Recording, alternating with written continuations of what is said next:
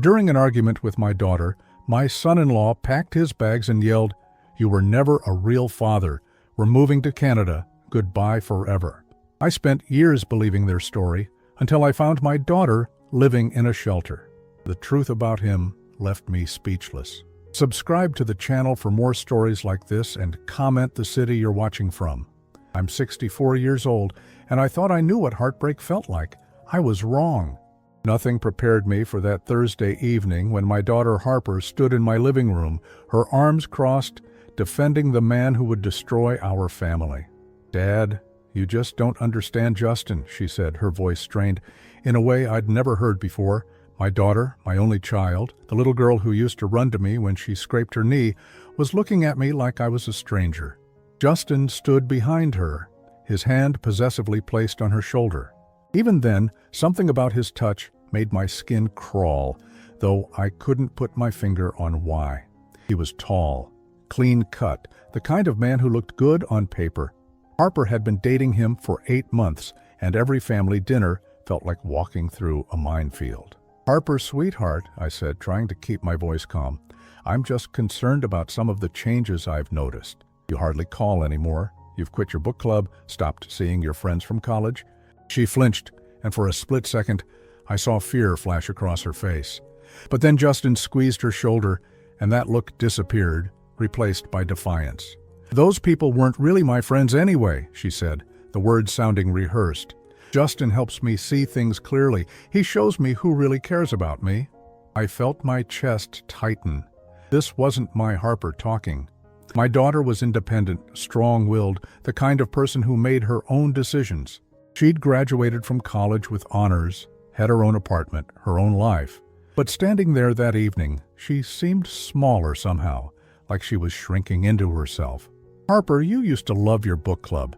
You've been going for 3 years.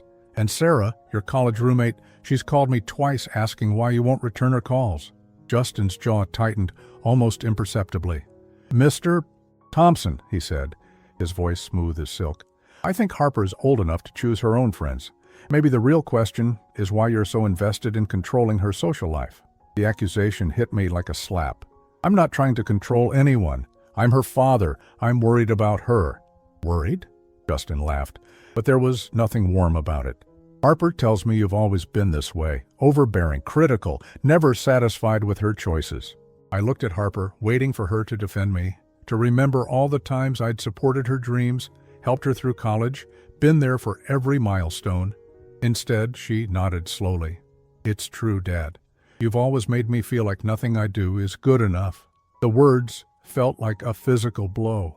I sat down heavily in my armchair, the same chair where I'd read her bedtime stories, helped her with homework, comforted her through her teenage heartbreaks. "Harper, that's not true.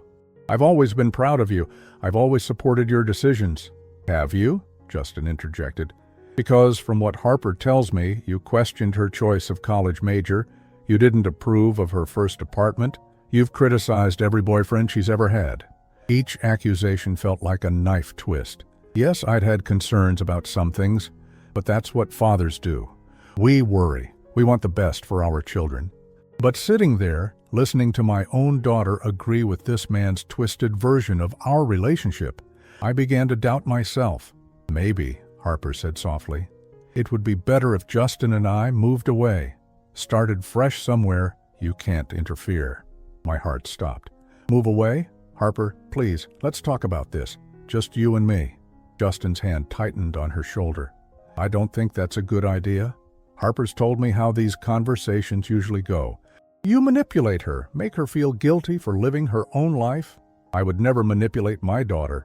"Wouldn't you?" Justin's voice grew harder. "What do you call this conversation? What do you call making her feel bad for choosing happiness over your need to control her?" I felt the room spinning. Was this really how my daughter saw me? Had I been so blind to my own behavior? The doubt crept in like poison, making me question every interaction we'd ever had. Harper stepped forward, and for a moment, I thought she might hug me, might tell me this was all a misunderstanding. Instead, she looked at me with eyes that seemed hollow, distant. "We've decided to move to Canada," she said quietly. "Justin has a job opportunity there. We leave next week." The announcement hit me like a freight train. Canada. My daughter was moving to another country with this man I barely knew, this man who seemed to have turned her against me in less than a year. Harper, please, let's slow down. Moving to another country is a big decision. Have you really thought this through? Justin stepped forward, his face contorting with sudden rage. There it is again. You can't just support her decision, can you? You have to question it, undermine it, make her doubt herself. I stood up, my own anger finally surfacing. I'm asking legitimate questions about my daughter's welfare. Your daughter? Justin's voice rose to a shout. You want to know the truth about your daughter? You want to know why she's so eager to get away from you? Harper grabbed his arm. Justin, please don't. But he shook her off, his face red with fury. No, Harper, he needs to hear this. You never knew how to be a real father. You were always too busy with work, too critical, too demanding. Harper's told me everything about growing up in this house, about feeling like she was never good enough for you. The accusations came like machine gun fire, each one designed to destroy. And what hurt most was that Harper wasn't denying any of it. You failed as a father, Mr. Thompson. Harper deserves better than a man who spent her whole life making her feel inadequate. We're going to Canada, and we're never coming back. He grabbed Harper's hand and started pulling her toward the door. She looked back at me once, and I swear I saw something in her eyes, something that looked like an apology or maybe a cry for help. But then Justin was pushing her out the door, and I heard his car starting in the driveway. I stood there in my empty living room, the echo of the slammed door reverberating through the house. The silence that followed was deafening. My daughter was gone, and according to everything I just heard, it was all my fault. That night, I sat in my chair until dawn, replaying every moment of Harper's childhood, wondering where I'd gone so wrong. The house felt cavernous without her laughter, without the possibility of her surprise visits. I'd lost my daughter, and apparently, I'd never really known her at all. The worst part was the doubt. Had I really been such a terrible father? Had I been so blind to my own failures that I'd driven away the most important person in my life? As the sun rose through my living room windows, I felt something inside me break in a way I wasn't sure could ever be fixed. 3 years. 3 years since Harper walked out of my life, and the silence had become its own kind of torture. I'd written 47 letters, sent 18 care packages, and made countless attempts to reach her through social media. All met with complete silence. The house had become a monument to my failure as a father. Harper's childhood bedroom remained exactly as she'd left it the last time she'd visited. Her college textbooks still stacked on the desk, her favorite stuffed elephant sitting on the bed. I found myself standing in that doorway most evenings, wondering what she was doing in Canada, if she was happy, if she ever thought about home. Mrs. Patterson from next door had stopped asking about Harper after the first year. I'd run into her at the grocery store last Tuesday, and the pity in her eyes was almost unbearable. "How are you holding up, Andrew?" she'd asked, her voice gentle, in that way people use when they're afraid you might break. "Fine," I'd lied, clutching my basket of frozen dinners and instant coffee. "Just fine." But I wasn't fine. I was slowly drowning in guilt and self-doubt. Every morning I woke up wondering if today would be the day Harper would call. And every night I went to bed disappointed. The routine had become mechanical. Work at the accounting firm, come home to an empty house, heat up dinner, watch the news, go to bed. My co-workers had stopped inviting me to lunch. I couldn't blame them. What do you say to a man whose only child has cut him out of her life so completely that she might as well be dead? It was on a rainy Thursday evening in October, almost exactly 3 years after that horrible confrontation, that something finally shifted. I was sitting at my kitchen table, staring at another returned letter, when my neighbor Jim knocked on the door. "Andrew, you got a minute?" He was holding an umbrella, water dripping from his jacket. "Sure, come in." I poured him a cup of coffee and waited. "Listen, I wasn't sure if I should say anything, but Mary thinks I should." He shifted uncomfortably in his chair. "You know how you're always asking if anyone's heard from Harper?" My heart started racing. "Yes?" "Well, my nephew works for Canada Post up in Toronto. I asked him to keep an ear out, see if he could find any record of a Harper Thompson or Harper whatever her married name is now." I leaned forward, hardly daring to breathe. The thing is, Andrew, he checked. Real thorough search. There's no record of anyone by that name receiving mail in the Toronto area, or anywhere in Ontario for that matter. The coffee cup slipped from my hand, shattering on the kitchen floor. What do you mean? I mean, if they moved to Canada like they said, there should be some record. Mail forwarding, address changes, something. But there's nothing. I felt the room start to spin. Maybe they moved somewhere else in Canada.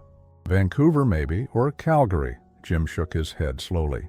Mary and I thought of that too, so I had him check the whole system. Andrew, there's no record of Harper Thompson anywhere in Canada. None. The implications hit me like a physical blow. If Harper wasn't in Canada, where was she? Why had Justin lied? And more importantly, why had my daughter gone along with the lie? There's something else, Jim continued, his voice gentler now. My nephew, he's pretty good with computers. He did a search for Justin Morrison too, the boyfriend. No record of him entering Canada either. No work visa, no residency application, nothing. I sat there in stunned silence, trying to process what I was hearing. 3 years of believing my daughter was living a new life in another country. 3 years of accepting that she hated me enough to cut me out completely. And it had all been based on a lie. Why would they lie about moving to Canada, I asked, more to myself than to Jim. I don't know, Andrew, but if they're still here, still in the area, don't you think it's strange that Harper hasn't reached out, not once in 3 years? That night I couldn't sleep. I kept thinking about the last time I'd seen Harper, about the look in her eyes as Justin pulled her toward the door. What I'd interpreted as anger or disappointment, could it have been something else? Fear, maybe? I started remembering other things too. How thin Harper had gotten in the months before they left. How she'd stopped eating her favorite foods, stopped talking about her job at the library. I'd attributed it to being in love, to the natural changes that come with a new relationship. But what if it had been something darker? The next morning, I called in sick to work for the first time in 2 years. I drove to the library where Harper used to work, hoping to find someone who might remember her, who might have stayed in touch. Linda, the head librarian, remembered Harper well. She was such a dedicated employee, she said, her face brightening at the memory. Always on time, always willing to help patrons. It was so strange when she just stopped showing up. Stopped showing up? Well, yes, she didn't give notice or anything. One day she was here, the next day she wasn't. We tried calling, but her phone was disconnected. We sent a letter to her apartment, but it came back undelivered. My chest tightened. Did she seem different in the weeks before she disappeared? Anything unusual? Linda frowned, thinking. Actually, yes. She seemed anxious, jumpy. She'd lost weight. And there was that boyfriend of hers, the one who started picking her up from work. Justin? Yes, that's him. He seemed nice enough at first, but then he started coming inside, staying during her breaks, even during her shifts sometimes. He said he was just being protective, but it felt more like he was watching her. Deal. I left the library with more questions than answers. If Harper and Justin hadn't moved to Canada, where were they? And why had they gone to such elaborate lengths to make me believe they had? That evening, I found myself driving through neighborhoods where Harper might be living, looking for any sign of her car, her face, anything that might tell me she was okay. The rational part of my mind knew it was hopeless. She could be anywhere, but the father in me couldn't stop searching. As I drove past the downtown area, past the homeless shelter and the low-income housing, a terrible thought began to form. What if Harper wasn't living the happy new life I'd imagined? What if something had gone very wrong? The thought kept me awake for the third night in a row, and somewhere in the darkness of my bedroom, I made a decision. I was going to find my daughter, no matter what it took. The silence had gone on long enough. I'd been searching for 2 weeks when I found her. 2 weeks of driving through every neighborhood in the city, checking homeless shelters, asking at soup kitchens, showing Harper's photo to anyone who would look. The volunteers at the shelters had been kind but unhelpful. So many faces came and went, they said. How could they remember one person? It was a Tuesday afternoon when I pulled up to the Riverside Emergency Shelter.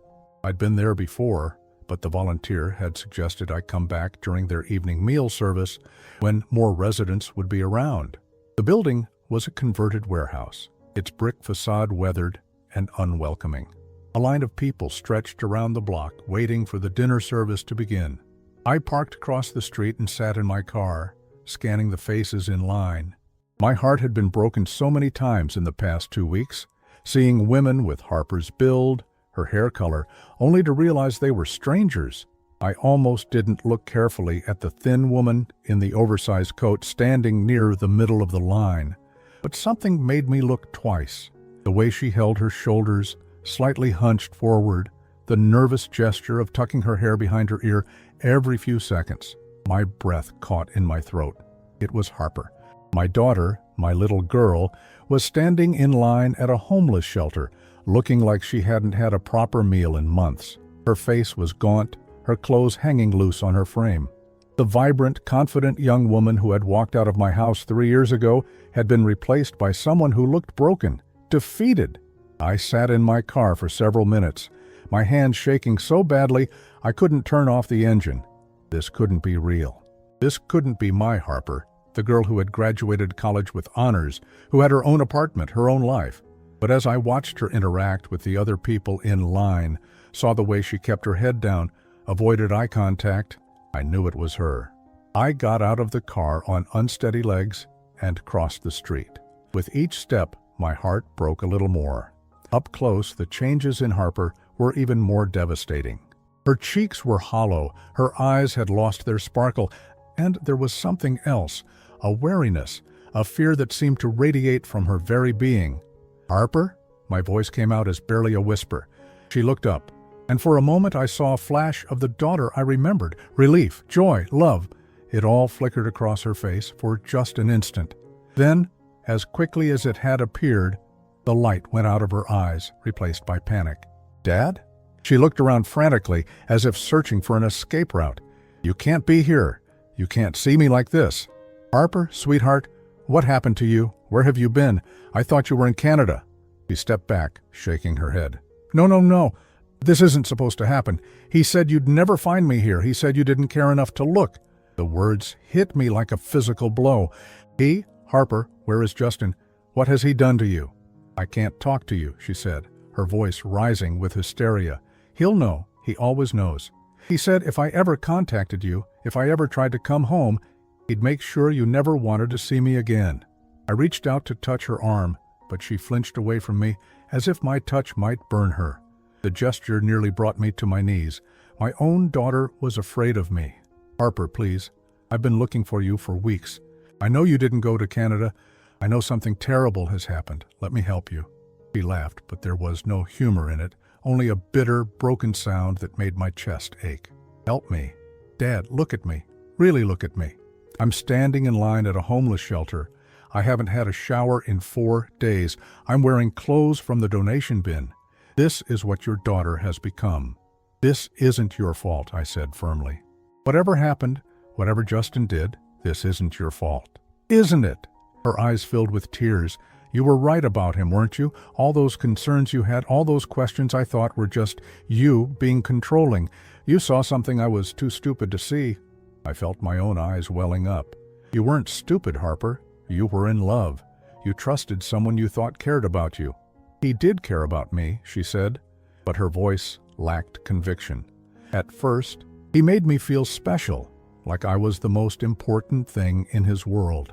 But then..." She trailed off, wrapping her arms around herself as if trying to hold herself together. "Then what, sweetheart?" "Then I became his project. He said I needed to be better, stronger, more independent. He said you had made me weak, dependent. He said the only way I could become the person I was meant to be was to cut ties with everyone who was holding me back." The pieces were starting to fall into place, and the picture they formed made me sick to my stomach. So the move to Canada was a lie. We never left the city. He moved me into this tiny apartment across town, said it was temporary while we saved money for the big move. But weeks turned into months, and every time I asked about Canada, he'd say I wasn't ready yet, that I still had too much of your influence in me. She wiped her nose with the back of her hand, and I noticed how thin her wrists had become. He controlled everything. What I ate, what I wore, who I could talk to. He said it was because he loved me, because he wanted me to be strong. But I kept getting weaker. I lost my job because he said working for other people was beneath me. I lost my apartment because he said I didn't need the safety net anymore. Harper, this is abuse. What Justin did to you, it's abuse. She nodded slowly. I know that now, but for so long he made me believe it was love, that his jealousy was protection, that his control was care. When I finally tried to leave him 6 months ago, he told me I had nothing to go back to, that you had moved on, that you were relieved I was gone. My heart shattered completely. Harper, I never moved on. I've thought about you every single day for 3 years. I've written you letters, sent packages, tried everything I could think of to reach you. You have. For the first time since I'd found her, she looked directly into my eyes. Of course I have. You're my daughter. I love you more than my own life. She started crying then, not the controlled tears she'd been fighting, but deep, wrenching sobs that seemed to come from somewhere deep inside her soul. Without thinking, I stepped forward and wrapped my arms around her, and this time, she didn't pull away. I'm so sorry, Dad, she whispered against my chest. I'm so sorry for everything I said that night. I didn't mean any of it. He made me practice what to say. He told me exactly how to hurt you, so you wouldn't try to follow us. I held her tighter, feeling how fragile she'd become, how much weight she'd lost. It's okay, baby. It's okay. We're going to fix this. We're going to get you help. You don't understand, she said, pulling back slightly. I can't just leave. He still has control over me. He has my ID, my social security card, everything, and he's made it clear what will happen if I try to disappear. What do you mean? She looked around nervously again, as if Justin might materialize from the shadows. He'll find me, Dad. He always finds me. This is the 3rd shelter I've tried to stay at, and he's found me at the other 2. He has ways of tracking me, ways of knowing where I am. The fear in her voice was palpable, and I realized that even now, even standing here talking to me, she was terrified. Harper, you don't have to be afraid anymore. I'm going to take you home. We're going to figure this out together. No, she said quickly. You don't understand what he's capable of. If he finds out I talked to you, if he knows you found me, he'll make good on his threats. And it won't just be me who suffers. Before I could ask what she meant, she was backing away from me, disappearing into the crowd of people waiting for the shelter to open its doors. I tried to follow, but she moved with the desperate speed of someone who had learned to run, to hide, to survive. Harper, wait, I called after her, but she was gone, swallowed up by the evening shadows and the mass of humanity seeking shelter for the night. I stood there on the sidewalk, my heart racing, my mind reeling from everything I'd learned. My daughter was alive, but she was living in hell, and somewhere out there, Justin was still pulling the strings, still controlling her life even from a distance. As I walked back to my car, one thing became crystal clear. I wasn't going to let this continue. I was going to find a way to free my daughter from this nightmare, no matter what it took. I waited outside the Riverside Emergency Shelter for 3 days before Harper appeared again. Each evening, I sat in my car across the street, watching faces, hoping to catch another glimpse of my daughter. When she finally emerged from the building on Friday morning, she looked even thinner than before, if that was possible. This time I approached more carefully. I'd learned my lesson about not spooking her. Harper, I called softly when she was about a block away from the shelter, please just give me 5 minutes. She stopped walking but didn't turn around. He knows, Dad. He knows you found me. My blood ran cold. How does he know? He has friends everywhere, people who owe him favors, people who report back to him. Someone saw us talking. She finally turned to face me, and I could see fresh bruises on her neck, partially hidden by the collar of her jacket. Did he hurt you? The words came out as a growl, and I felt a rage building inside me that I'd never experienced before. It doesn't matter, she said quickly. What matters is that you need to stay away from me, for your own safety. My safety? Harper, I'm a 64-year-old man. What could Justin possibly do to me?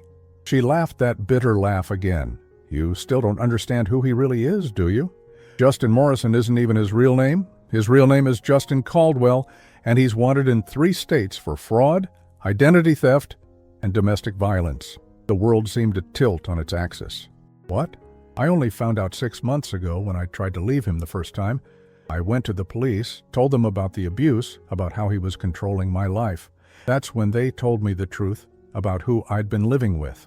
She sat down heavily on a bench at the bus stop, and after a moment's hesitation, I sat down beside her. The police said there are at least 4 other women he's done this to. He finds women who are isolated, vulnerable, or have family money. He makes them fall in love with him, then slowly takes control of their lives. He steals their identities, drains their bank accounts, and when there's nothing left to take, he moves on to the next victim. I felt sick to my stomach. Harper, why didn't you go to the police again? Why didn't you tell them where he was? Because he's smart, Dad. Really smart. He never leaves evidence. And he made it very clear what would happen if I ever tried to turn him in again. She pulled her jacket tighter around herself. He showed me pictures. Pictures? Of you, coming and going from your house, at the grocery store, at work. He said it would be so easy to make it look like an accident. A 64-year-old man, living alone, no one would question a break-in gone wrong or a fall down the stairs. The casual way she said it made my skin crawl. This man, this monster, had been watching me, planning ways to hurt me, all while I'd been grieving the loss of my daughter. He also said he had dirt on me, Harper continued. Things that would destroy my reputation, make sure I could never get a job, never have a normal life. He said he'd planted evidence that would make it look like I was involved in his schemes. What kind of evidence? Bank transfers made from my computer, fake documents with my signature. He'd been setting me up from the beginning, making sure that if I ever tried to leave or expose him, I'd go down with him. I reached over and took her hand, shocked by how cold it was. Harper, there has to be something we can do. Some way to get you free from this. I tried, Dad. I tried so many times. But every time I thought I'd found a way out, he'd show up. He has resources, connections I can't compete with.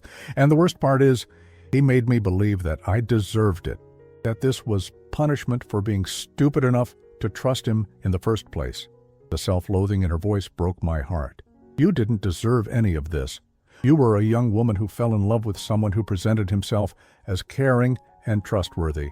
There's no shame in that, isn't there? She turned to look at me, and I saw the depth of the damage Justin had done to her self-esteem. You saw through him immediately. You tried to warn me, but I was so convinced that you were just being controlling, just trying to run my life, that I chose him over you. Harper, manipulators are experts at what they do. They know exactly how to drive wedges between people, how to isolate their victims. What happened that night? The things you said. That wasn't really you talking. That was him, using your voice. She was quiet for a long moment, watching the morning commuters hurry past us. Do you know what the worst part is? I still love him. After everything he's done to me, part of me still believes that if I could just be better, just be what he needs me to be, he'd go back to being the man I fell in love with. The admission hung in the air between us, and I felt my heart break all over again. This was what abuse did. It twisted love into something unrecognizable, made victims blame themselves for their abuser's actions. That's not love, sweetheart. What you're describing is trauma bonding. It's a psychological response to prolonged abuse. The man you fell in love with was a mask, a character he created to trap you. The police said the same thing. She wiped her eyes with the back of her hand. They said he probably studied me for weeks before approaching me, learned what I needed to hear, what kind of person I was looking for. How did he find you in the first place? At the library. He'd come in every day for 2 weeks, always needing help finding books about topics I was interested in. He seemed so well-read, so intelligent. He asked thoughtful questions about literature, about my opinions on different authors. I thought it was coincidence that we had so much in common. I felt a chill run down my spine. He was hunting you. Yes, and I made it so easy for him.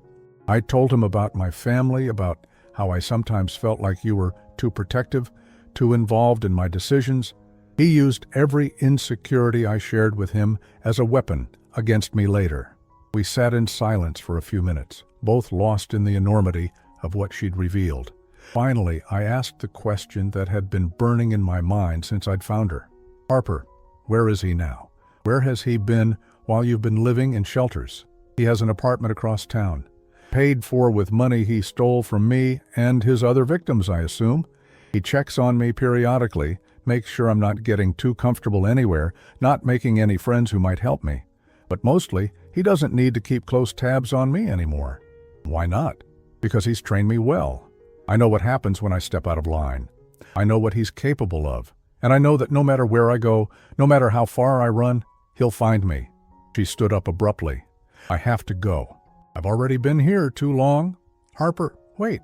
What if we went to the police together? What if we made them listen? With what evidence? My word against his. Dad, he's been planning this for years. Every move he made was calculated to protect himself and implicate me. The police already think I'm an unreliable witness because of my current living situation. There has to be something. Maybe, she said, but there was no hope in her voice. Maybe if we could find one of his other victims, someone who got away and was willing to testify. But the police said most of them disappear completely. They're too afraid or too ashamed to come forward. She started walking away, then turned back. Dad, I need you to promise me something.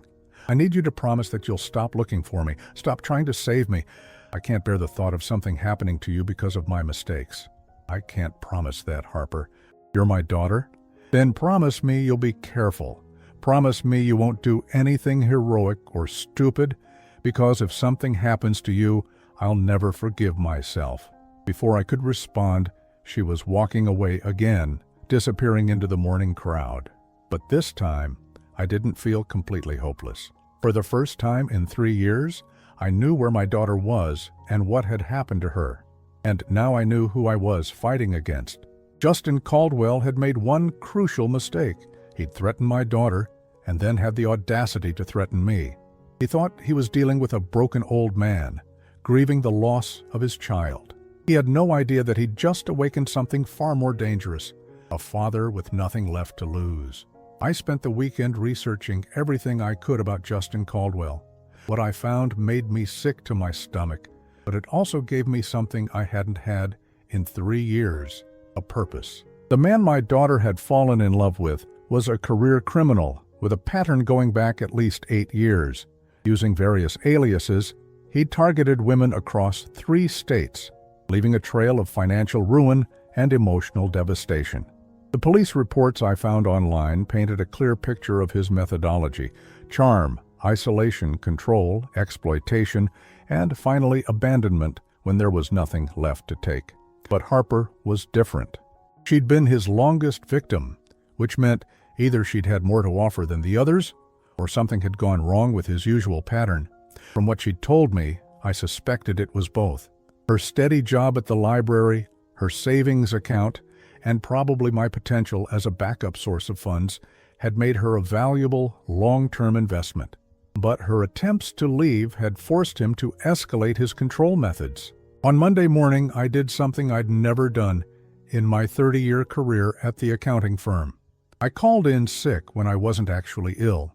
Instead, I drove to the downtown police station and asked to speak with Detective Maria Santos, the officer whose name appeared on several of the reports I'd found. Detective Santos was a woman in her early 40s with tired eyes and graying hair pulled back in a practical ponytail. She listened patiently as I explained who I was and what I discovered about my daughter's situation. "Mr. Thompson," she said when I finished, "I remember your daughter's case. She came to us about 6 months ago, but when we tried to follow up, she'd disappeared again. We've been looking for Justin Caldwell for over 2 years. So you believe Harper's story?" "Absolutely. Caldwell's pattern is well documented. The problem is proving it. He's very careful about covering his tracks, and his victims are often too traumatized or too scared to testify."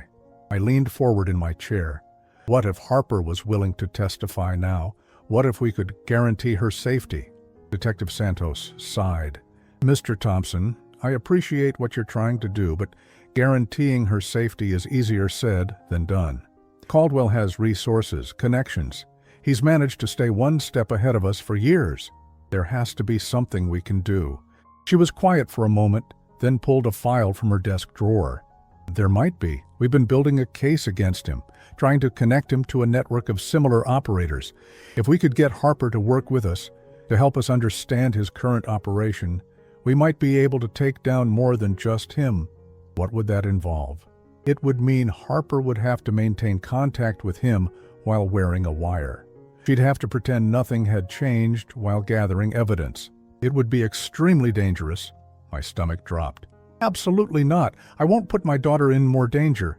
I understand your concern, but it might be the only way to ensure he never hurts her or anyone else again. And Mr. Thompson, with or without our help, she's already in danger. At least this way, she wouldn't be facing it alone. I left the police station with Detective Santos's card and a promise to think about what she'd proposed. But I couldn't shake the feeling that there had to be another way, a way that didn't involve using my daughter as bait. That evening, I was sitting in my car outside the Riverside shelter when Harper appeared.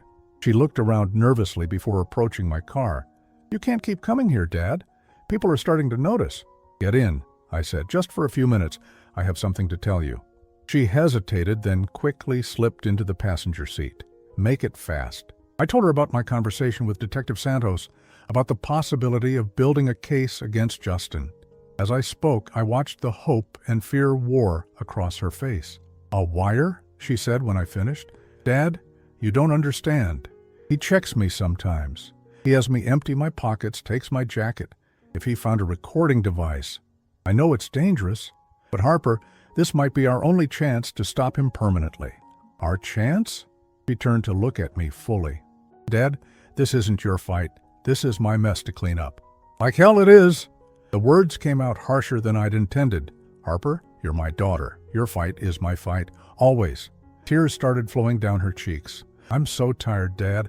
I'm so tired of being scared all the time, of jumping at every shadow, of wondering when he's going to show up and remind me who's in control." I reached over and took her hand. "Then let's end this. Let's take our lives back. What if something goes wrong? What if he hurts you? What if we do nothing and he hurts someone else's daughter? Harper, you told me there have been at least 4 other women. How many more will there be if we don't stop him?" She was quiet for a long time, staring out the windshield at the people coming and going from the shelter. Finally, she spoke. "He's supposed to check on me Wednesday night. He always comes to wherever I'm staying, make sure I understand my place in his world." "Where does he find you?" "I have to call him every few days, tell him where I am. If I don't call, bad things happen to people I care about. Or at least bad things happen to people he makes me think I care about." The casual way she described the psychological torture made my hands clench into fists. "What do you mean?" "He has pictures of the librarians I used to work with, of neighbors from my old apartment building. He says he's keeping track of them, that their safety depends on my cooperation. I know it's probably a lie, but I can't take the chance that it's not. Harper, that's psychological terrorism. That's how he keeps you compliant even when he's not physically present." "I know what it is, Dad, but knowing doesn't make it easier to resist." We sat in silence for a few minutes. Then Harper made a decision that surprised me. "Okay," she said quietly. "I'll do it. I'll work with the police. But I have conditions." "What conditions?" "First, if this goes wrong, if he figures out what's happening, you have to promise me you'll run. You'll leave town, go somewhere he can't find you." "Harper." "Promise me, Dad." "I won't do this if I think it puts you in permanent danger." I wanted to argue, but I could see the determination in her eyes. "I promise." "Second, I want to know exactly what the police plan is. Every detail. I've been living under someone else's control for 3 years. I won't do it again, even if the controller is wearing a badge." "Fair enough. What else?" "Third, when this is over, when he's in jail or dead or whatever happens to him, I want to come home. I want to try to rebuild our relationship. Try to be your daughter again." The last condition broke me. I pulled her into a hug, feeling how fragile she'd become, how much of her strength had been stolen. "Harper, you never stopped being my daughter, not for 1 second." We spent the next hour planning. Harper would call Detective Santos in the morning and set up a meeting. She'd continue her regular check-ins with Justin while working with the police to gather evidence, and I would do everything I could to support her while staying out of Justin's sight. As she prepared to get out of the car, Harper turned back to me. "Dad, there's something else you need to know. Something I haven't told you about Justin." "What?" "He's not working alone. He has a partner, someone who helps him identify targets and manage multiple victims. If we're going to stop him, we need to get them both. My blood ran cold. Who's his partner? I don't know their real name, but I've seen them together a few times. It's a woman, probably in her 30s. She's the one who's been watching you, taking the pictures, gathering information about your routines. The thought that a stranger had been stalking me, learning my habits, planning ways to hurt me, was deeply unsettling. But it also meant that this operation was bigger than we'd thought. Harper, if they're working as a team, if they have multiple victims, this is going to be even more dangerous. I know, but Dad, it also means we have a chance to save more than just me. Maybe we can help other women get their lives back too. As I watched her walk back toward the shelter, I felt a complex mix of pride and terror. My daughter was choosing to be brave, choosing to fight back against the monsters who had stolen 3 years of her life. But she was also walking into incredible danger, and there was nothing I could do to protect her except trust that she was stronger than the trauma that had been inflicted on her. Wednesday night couldn't come fast enough. The night of the operation, I sat in Detective Santos's unmarked van 3 blocks away from the Riverside shelter, listening to Harper's voice through the wire she was wearing. My hands were shaking so badly, I had to grip my knees to keep them still. "He's here," Harper's voice crackled through the radio. "Justin just walked into the common area." Detective Santos leaned forward, adjusting the volume. Beside her, Agent Morrison from the FBI looked calm, but I could see the tension in his shoulders. This operation had grown beyond a simple local arrest. Once we'd learned about Justin's partner, the federal authorities had gotten involved. Apparently, the network was bigger than anyone had realized. "Remember?" Detective Santos whispered into her microphone. "Keep him talking about the business. We need him to incriminate himself about the other victims." Through the crackling speaker, we heard Justin's voice for the first time. Even distorted by the equipment, his tone made my skin crawl. There was something cold and calculating in the way he spoke to my daughter. "Harper, darling, you look terrible. Have you been eating?" "I eat when I can," Harper replied, and I was proud of how steady her voice sounded. This is what happens when you don't follow instructions.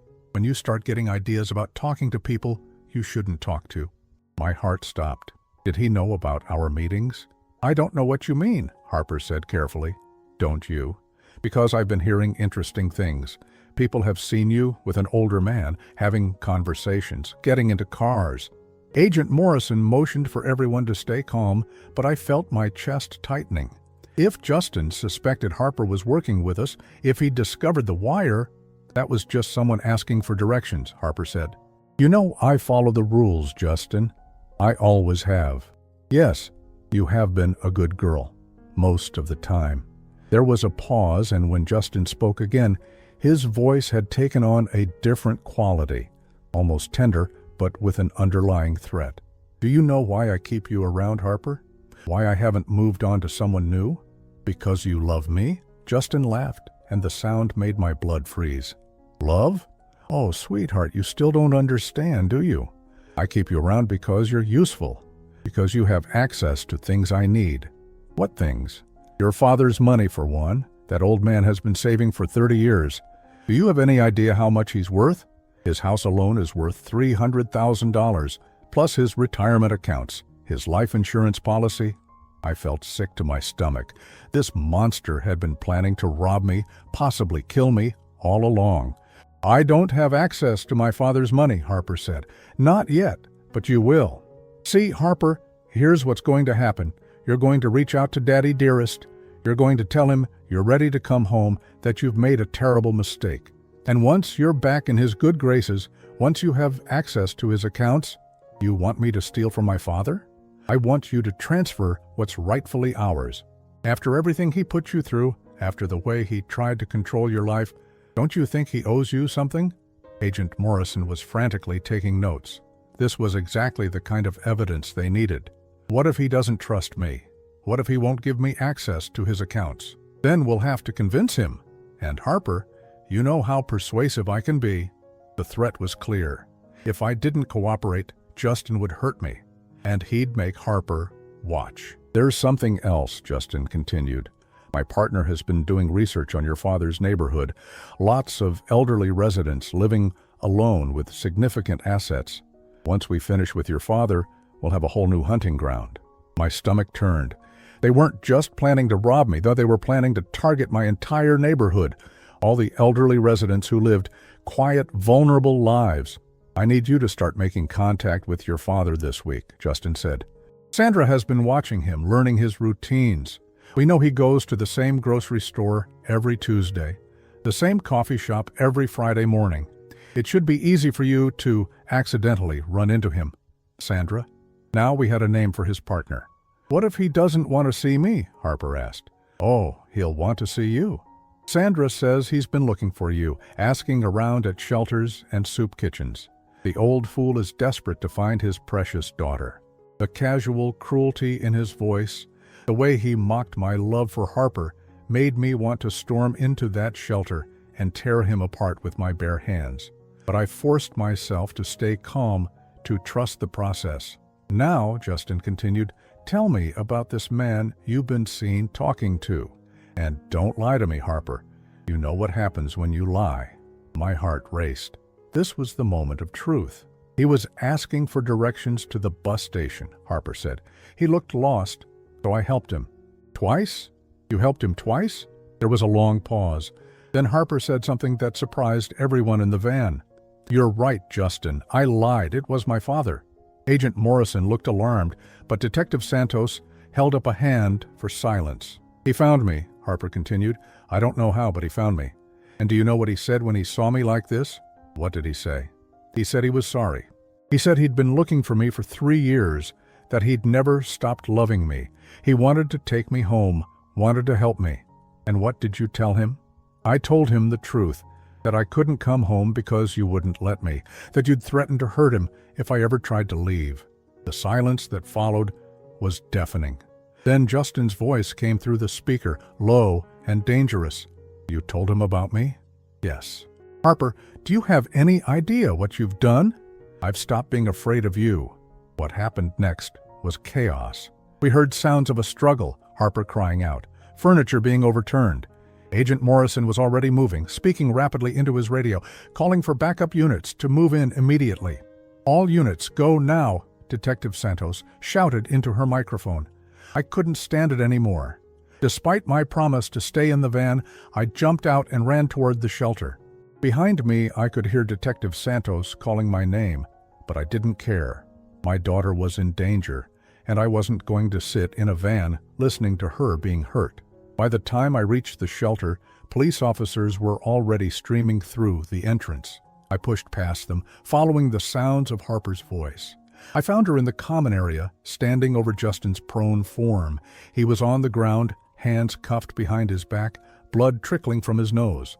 "Harper," I called out. She turned toward me, and for the first time in 3 years, I saw my real daughter in her eyes. Not the broken, fearful woman who'd been cowering in shelters, but the strong, determined young woman I'd raised. "I hit him," she said, almost wonderingly. "He tried to grab me, and I hit him." I pulled her into my arms, holding her tight as police officers secured the scene around us.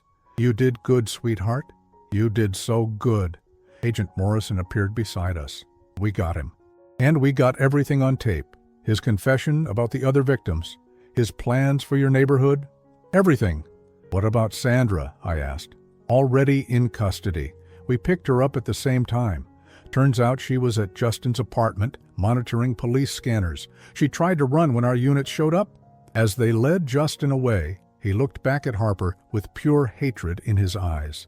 "This isn't over," he snarled. "You think you can just walk away from me?" Harper stepped forward, and I was amazed by the strength in her voice when she replied, "It was over the moment you underestimated how much my father loves me." 2 months later, Harper was living back home. The house that had felt like a tomb for 3 years was alive again with her presence. She was seeing a therapist, working through the trauma of what had been done to her, and slowly rebuilding her sense of self. Justin and Sandra had both been charged with multiple federal crimes. The investigation had uncovered a network involving 7 other women across 4 states. Some of those women had been found and were getting help. Others were still missing, but now law enforcement knew what to look for. On a quiet Sunday evening, Harper and I were sitting on the front porch watching the sunset. She was still thin, still healing, but the light was coming back into her eyes. "Dad," she said quietly, "I never thanked you." "For what?" "For not giving up on me, for loving me even when I said terrible things to you, for finding me when I couldn't find myself." I reached over and took her hand. "Harper, you don't need to thank me for loving you. That's not something a parent does, conditionally. I know that now, but for 3 years, I believed I was worthless, that I deserved what was happening to me. Justin made me believe that no one could really love someone as damaged as I'd become. You were never damaged, sweetheart. You were hurt, but that's not the same thing." She squeezed my hand. "I'm going back to school, Dad. I want to study social work, maybe help other women who've been through what I went through." I felt a surge of pride. That sounds perfect. As the stars came out, I thought about how close I'd come to losing her forever. If I hadn't questioned Jim's nephew's research, if I hadn't kept looking, if I'd accepted that my daughter was really living happily in Canada, Harper might have died in one of those shelters, and I never would have known the truth. But sometimes love is stronger than manipulation. Sometimes a father's determination to find his child is more powerful than a predator's need to control. And sometimes, even after years of darkness, families can find their way back to each other. Harper was home. We were both healing, and for the first time in 3 years, I fell asleep that night without the weight of grief pressing down on my chest. My daughter was safe, and that was everything.